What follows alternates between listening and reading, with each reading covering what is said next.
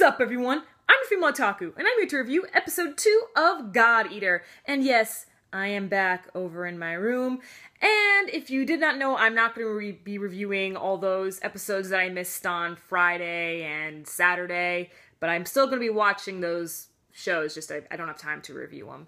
Alrighty, but anyway, on with the review. So, we got to meet and learn more about other God Eaters, and turns out there is another new type. I had no idea. I thought Lenka was the only new type, but we see this girl, I do not believe we got her name, who seems to be in somewhat of a school uniform, but of course it's not a school uniform, it's a fan service uniform, but who cares?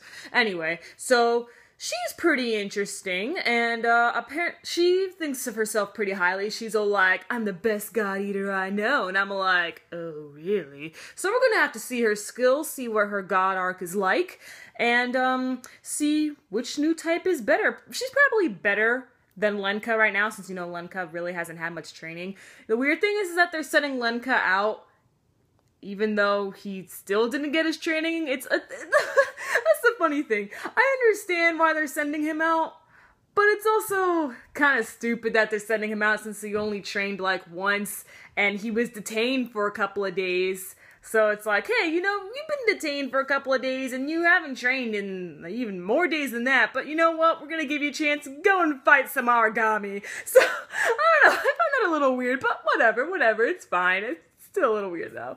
And so, the setting, remember last week how I wasn't too sure about the setting and stuff, because like they didn't explain how their world works.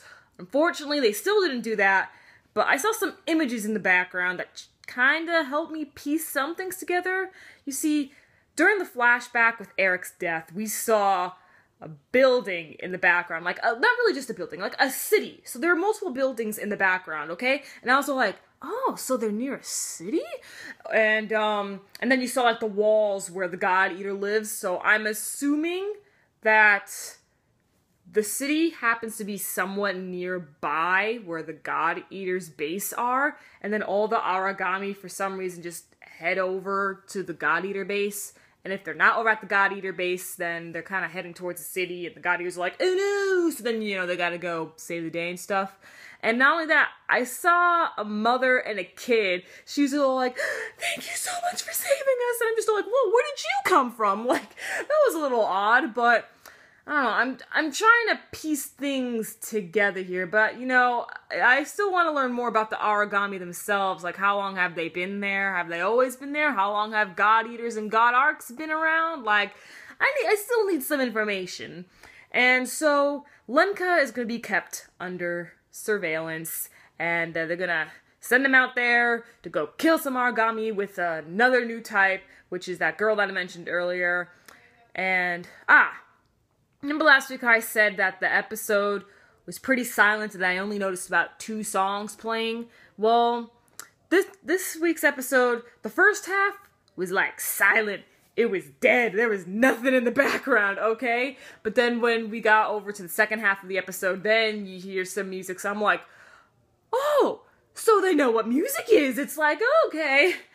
They kind of made the music a little more obvious though due to Eric's death. But, yeah, so, not a bad episode. I'm still not sure if it deserves all the hype that it has right now, but I will say, because of the opening, you saw how the opening has, like, a lot of blood in it, seems to be a lot of death, a lot of action, so it's most likely gonna pick up pretty soon and change into one heck of a series for the summer. So, catch me tomorrow as I review Akagami no Shirayuki Hime, and I also have a new top 10. I'm Female Otaku, sayonara.